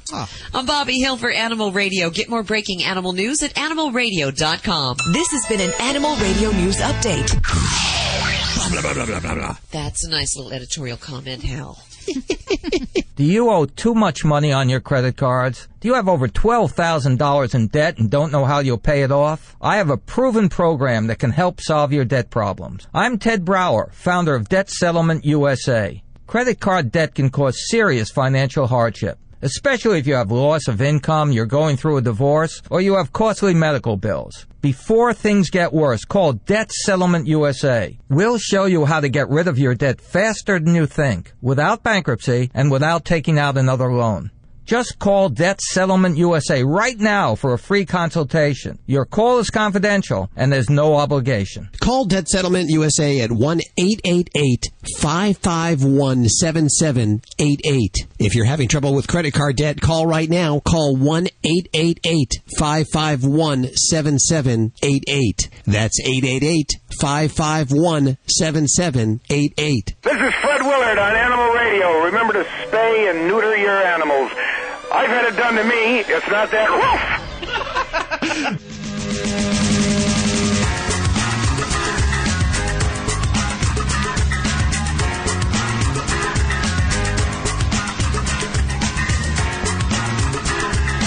Let me remind you, it's Animal Radio, celebrating our connection with our pets. 1-866-405-8405 to check in today. We have, is he on? Oh, great. Yes, he's ready. Dean Koontz, ladies and gentlemen. Dean, how are you doing? I'm doing well. How are you? Very well. I'm trying to think, is this your third or fourth or fifth time on Animal Radio? We're looking back at the schedules here. If I come on again, I want to have a bed there. So yeah, we were thinking of just putting one in the corner over here. Yeah. Hey, listen, I think you've been on, we're close enough friends now that I can be real honest with you, right? Well, depending on what you say, I may fly into a frenzy of outrage, but go ahead. Yeah, when it comes from Hal, go you for never it, know. Hal. Yeah. Hey, listen, I really love the nonfiction. I am a big Dean Koontz nonfiction fan now. And I say this because this is your first nonfiction book. We're talking about A Big Little Life, talking about your dog, Trixie, who has been such an integral part of your life, as well as so many other people. It really touched. Actually, I believe she had her own blog. Is that how it all started? Well, she started writing reviews of my books and little comments about things for our snail mail newsletter we send out to readers, and person I had worked with in publishing before read these and said, hey, let's do a book in which Trixie writes about life based on these things you're putting in the newsletter. And I thought she had lost her mind, but Trixie's first book, which was called Life is Good, outsold my first hardcover 16-1. Wow. So, whoa. Oh, that's kind of embarrassing. Yeah, there was a lot of envy going around the Koontz house for a while. Yeah, I bet. That was, Bliss to you was in, what was that? It must have been just prior to 2007 when she passed, obviously. Yeah, well, actually, Bliss to You came after she passed. Okay. But she passed in 2007, so it's been just about a little over 2 years now. That was the last time we spoke to you, so a couple of years. How does the Koontz family, how are they dealing with this still? I mean, the book has been probably very cathartic. Writing a memoir of her, A Big Little Life, very cathartic. I thought it would be difficult. It wasn't. I had great fun writing it because the subject was so much fun. And we were in deep grief for about 8 months. It was a difficult thing, and it took us about 8 months to be ready to have another dog. And then we told CCI, Canine Companions for Independence, who had given us Trixe as a release dog, that we thought we were ready. And we got another golden retriever female named Anna, who's been with us now a little over a year. And wow. Totally different little personality, but really? Wonderful in her own way. Now, she's a descendant from Trixe, is she not? We didn't even know it. It's very strange because Canine Companions, Trixe had actually been in service for 6 months before she had an elbow problem and had to be released. But Anna got through 22 months of the 24 months, and they couldn't break her being distracted by birds and cats and dogs. And so she couldn't become an assistant. No. So they brought her to her. We loved her on site and said, yes, we'll take her. And then a couple months later, when they gave us her adoption papers, they discovered, much to their surprise, that that her grandfather was Trixie's litter mate. Wow. So she's Trixie's grandniece, and that's quite amazing if you know these breeders are spread over a number of states, and this is over a period of like 10 years or more. You talk about Canine Companions for Independence, and they do some great work. And we may have some new listeners. Can you explain a little bit about the organization? Because you've been tied with them for a long time now. Yeah, they provide service dogs or assistance dogs for people with severe disabilities. And so if a paraplegic or even a quadriplegic is unable to live alone, they can get one of these dogs, and it so improves their mobility and capabilities that they find they can live alone. And it's a great life-changing thing. These dogs not only are great assistance dogs, but they're companions that lift everybody's spirits and make for a happier life of everyone who has one. And they now do social dogs for autistic children, and it changes behavior of autistic children pretty dramatically and makes their lives better and the lives of their parents better. So it's an astonishing organization that just has found ways to use the human-dog bond that are miraculous when you see them. Now, I got to think... Is this the group that's... Oops, I'm sorry. They're located in Oceanside, California, Canine Companions for Independence? They're actually... they've got 5 centers all over the United States, but the one we work with is here in Oceanside, yeah. Now, I don't want to be speaking out of line here, and I hope I'm not, because I may owe a lot of money after this, but I'm assuming that some proceeds from A Big Little Life are going to CCI. All of the royalties on A Big Little Life go to CCI. You're the best, Dean! Oh, awesome. And all of Trixie's income from the books she's written, she's got children's book line starting this fall, and... she had a line of Good Dog Trixe products in every PetSmart in the country for 2 months of test marketing this summer, and all that income goes to CCI. So it tickles me that this little dog is throwing such a long shadow. We're with Dean Koontz. We're going to take a quick break. When we come back, more with nonfiction writer Dean Koontz. Yeah, this is Animal Radio. Snakes and lizards creep into our hearts and homes. Hi, everybody. I'm Dr. Jim Humphreys reporting for Animal Radio. Many people have fond memories of growing up with a great pet like a dog or a cat, but increasingly more children are growing up with Hissy the snake and Iggy the iguana. According to the American Pet Products Manufacturers Association, more than 11 million reptiles and 18 million small mammals have found their homes in American homes across the country. These numbers, when added to the 17 million pet birds out there, have topped 15% of all American pet-owning households. Although many people shudder at the thought of a scaly creature in their home, reptile owners say that it is that exact uniqueness and individuality that has attracted them to their pets. Low maintenance, low food bills, and the ability to house these pets in smaller apartments have city dwellers becoming more interested in these distinctive animals.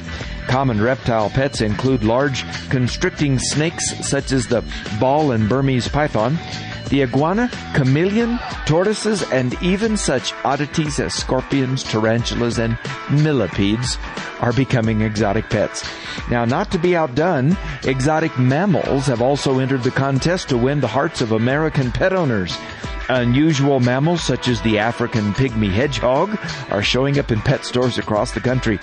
Other hairy oddities include the Australian sugar glider, that's a marsupial squirrel-like pet, and the American prairie dog. Each pet has its own supporters, but all agree that properly socialized, these animals make interesting, lovable pets. Before purchasing any of these pets, potential owners should be aware of all the peculiar needs these animals have. Housing can become an issue, as many of these snakes and lizards cannot grow their initial aquariums.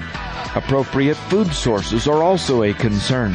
Many of these creatures, including the mammals, have the need for live prey. Zoonotic disease transmission can also occur since many reptiles have salmonella in their intestinal system or on their skin. And many small animals can harbor unique pathogenic viruses. Speak with your veterinarian before purchasing this type of pet. He or she may not be comfortable with the husbandry or treatment of these pets, so you may need to search for a doctor who knows about your individual exotic pet's special needs. For more information about exotic pets and their pros and cons, visit myvnn.com. For the Veterinary News Network, I'm Dr. Jim Humphreys, reporting for Animal Radio.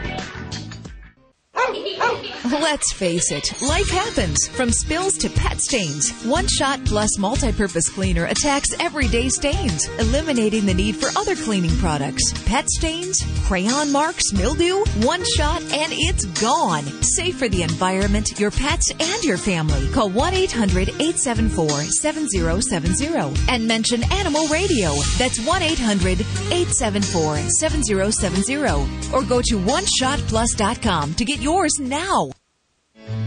Hi, this is Bill Maher. Every year, millions of animals wander away from home, and tragically, most are never reunited with their family. Now there's a way to help a stray animal find its way home. It's called Pets 911. Simply call 1-888-PETS-911 and do your part to help ensure a better future for our animal friends. For more information, go to pets911.com. Proud to be a partner of Animal Radio.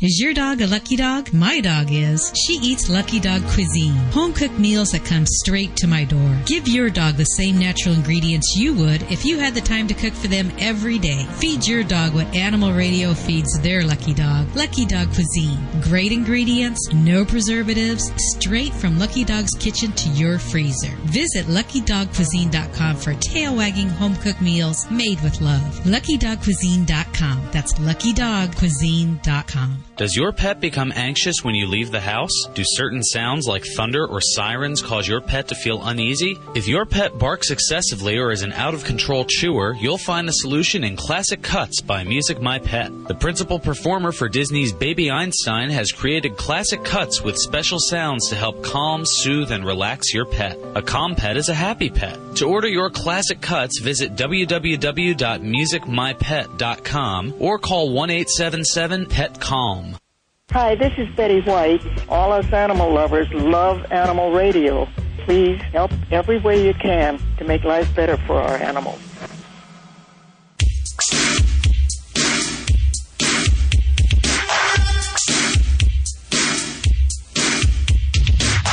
It's Animal Radio, celebrating our connection with our pets. 1-866-405-8405. The whole gang is here, including Dean Koontz. Can't figure it out if it's fourth or fifth time on air with us. Resilient. We're going to put a bet in right on over here for you, Dean.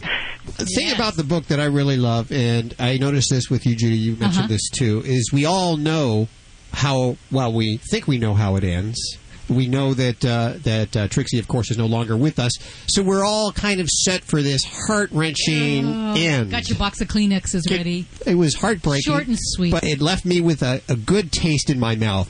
It moves people to tears, they tell me, but at the same time, this was a life that this little dog, I call the book A Big Little Life because she's a little thing. Mm-hmm. She only weighed 60-some pounds, but she had a giant influence on my life, my wife's life, and the lives of a number of people, and continues to do so. She changed my life. She changed the kind of books I write. And she was a joy from day one till the end. And so you have to get through the grief and recognize the joy. And I try to do that in the book. I talk about the grief, I talk about the loss, but after that, there was still the joy of all you had before, and that's the thing you need to hold on to. It really was a celebration of life. Mm-hmm. It is. It's, as I say in this, if one dog can change people so profoundly, then there isn't any life that isn't a big life, because all of us have the possibility of changing other lives for the better.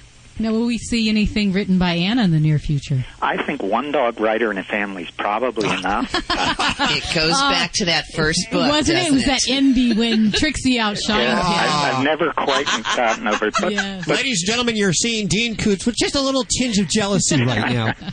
But also, I think Anna's, from what I can see, her talent doesn't lie in language so much as mathematics. I've caught her with, geometry books and things like that. So I think she's on to something else. Bobby here, she's doing a lot of writing. She does it 140 characters at a time. She's tweeting. You're tweeting. Do you do that at all? That's right. Dean, are you on Twitter? We've opened a Twitter account we're opening one because some idiot out there opened one in my name. They did that to us, too. They did that to Animal Radio, too. An imposter. Yes, so we have to open it. But, I until 2 years ago, didn't have email, and I still don't go online. I have an assistant who does any online I need done and who sends and receives my emails. I see so many writers who spend 3 and 4 hours a day doing email that I just know I'm an obsessive person, so I don't want to open the doors of the internet. You're absolutely right. Exactly it is addictive. Yes. Stay away from it, Dean. Dean, we thank you so much for joining us, and I'm sure we'll speak to you very soon again. A Big Little Life. I usually give out 10 copies of this book, but since the proceeds are going to Canine Companion for Independence, I'm just going to give you the 3 copies I'm going to give out the 3 copies right now that are our studio review copies if you'd like to read it, and then I'm going to encourage you to go on out to your store, pick it up, A Big Little Life, a memoir of a joyful dog, Trixie, of course, and Dean Koontz joining us. Thanks, Dean. Thank you very much for having me there. Take care. You're listening to Animal Radio. You can learn more at animalradio.com. Log on. Learn more.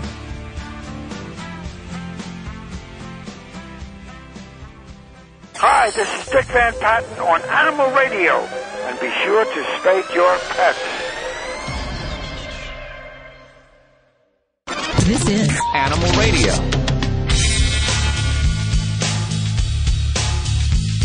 One 866-405-8405. It's Animal Radio, celebrating our connection with our pets. We do it every weekend.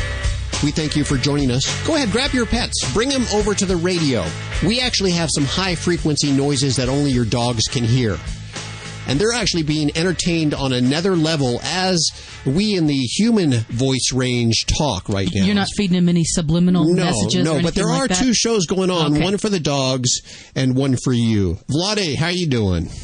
I'm doing wonderful. You're always talking about treating the dogs like they're dogs and not like humans. I'm starting to get it. Tell me about that. Exactly. Dogs must be treated as the dogs. In fact, dogs wants to be treated as the dogs. Listen, people, if the God wants to create instead of dogs the humans, he would created them as the humans. But they came to us as the dogs, and we love them because they are the dogs and not as the humans. You can sleep with your dog in the bed. You can, bathing them in the bathtub with you together. You maybe can feed them out of your table, maybe giving them Russian caviar with Russian vodka. But they're still the dogs. And if you will treat them as the humans, they will treat you as the dogs. Ooh, okay. So you can love them up as much as you would love up, a girlfriend or a boyfriend. But remember, they're the dogs, and you got to be in control. Is that what you're saying? Exactly. It's the same thing like with the parents and kids. Back in Europe, we don't believe kids and parents needs to be equal. So we don't believe in any friendship around. We just believe when the parents becoming friends to their kids are growing, not raising. It's always demarcation line, and there is no loss of the love or something. This is just demarcation of the line. We say, you don't talk to the parents this way. Talk to your friend that way. That's it. 1-866-405-8405. Hi, who's this? Hi, this is Sarah. Hi, Sarah. How are you doing? I'm doing all right, thanks. Where are you calling from? Michigan. Michigan? Where in Michigan? Grand Rapids. Grand Rapids. You're pretty nearby. Sarah, you calling to the Michigan guy. Go ahead. Well, I have a Siberian Husky, and she's developed a pattern of attacking very small dogs. Oh, boy. I got to tell you, hell is going to right now yell at me again because I'm talk about the breed traits. Huskies has a beautiful eyes. Sounds like mine, but Huskies are great pets, but they are some problematic. If you don't train them right and socialize them right, we see in our practice a lot of problems with the Huskies and Malamute. As a matter of fact, I am working right now in my boot camp in my home. One Husky brought all the way from Chicago, and I'm working with that pet. But Sarah, your question is, you have a Husky who is basically attacking small dogs. What about the big dogs? Just fine. Plays. There's no aggression. She's perfect with them. Okay, by attacking, did you mean you even had chance to let her go and she will chase and kill and try to kill or bite, or you thinking about just having her on the leash and she goes after? Well, both times the attack occurred, she was at a day camp, so we were not supervising her, and they were playing in a penned area without leashes, and she actually bit the dogs and tried to pick them up and shake them to kill them, Oh boy. Oh boy. Okay, I will tell you very, very honestly. From what you just told me, first of all, when it comes to this situation, I will tell you, don't risk it. You need to find a good qualified trainer in your area who would help you out. But from my perspectives, your chance to make your dog to love another little dogs almost zero. Okay. What you can do, the best case scenario, to teach her tolerate and be around in other pets, little pets, and don't go after. And it can be done again by implementing two things. Number one, teaching her walk without pulling. The Huskies likes to pull, and that's genetic, that's the breed traits, because if they don't like to pull, they haven't been chosen for reproduction. So they like to pull tremendously. So you need to put the pinch collar on them and implement my approach of the dog training, which is reverse directions and snap in the opposite directions. You can visit my website 911dogwizard.com and check out DVD Obedience for Life. But another thing also, you need, so the goal is, you will focus your dog on you. Once your dog focus on you, she cannot be focused on another little or big, whatever pets at the same time. So make her worry on you more than she worry in other pets. Now, the thing is, you can make even the good, strong corrections, whatever you will do, but she will not take it from you because she doesn't assume you are the leader. That is why you need to establish also a system of rules, discipline, and structures. I'm going to give you a couple of them. The rest you can find from DVD. For instance, never eat before, never feed her before you eat. Always make her stay away from your table when you're working on the desk or eating. Make her wait before you go inside and outside of for any entrance, any doorstep for your house. Ignore her. See, dog training, especially when you're having problem dogs, it's like dating the boys. The more attention you give, the less you will get in return. The more attention you will give to her, the less you will get in return. The less attention you'll give to her, the more dear it will be for her. So by doing a lot of implementing rules of canine culture, which is never give any commands you cannot enforce, always reinforce, and such, will put you in the lead position. And doing obedience training together, it will really put you in the leadership position. In your situation, if you have qualified professional trainer, I also would use electronic collar as well. And I'm not afraid to say it on national radio, because I believe it's a great tool and can be used intelligently in your situation as the last resort, but it must be used just under supervision of professional, because people, even plastic knife in the wrong hands can be extremely dangerous weapon. But send me email, because you're from Michigan. I will give you more detailed approach. You can also contact me from Vladi@animalradio.com. Okay? All right, wonderful. Well, thank you so much for your help. I guess that's all we have time for today. Remember, you can contact us all throughout the week at 1-866-405-8405. We actually got a machine hooked up to that. We actually screen our calls. Good, and listen Hal. to you. Yes. And you can also email us. All our email addresses at animalradio.com. Have yourself a great week. Bye. See ya. Have a great week.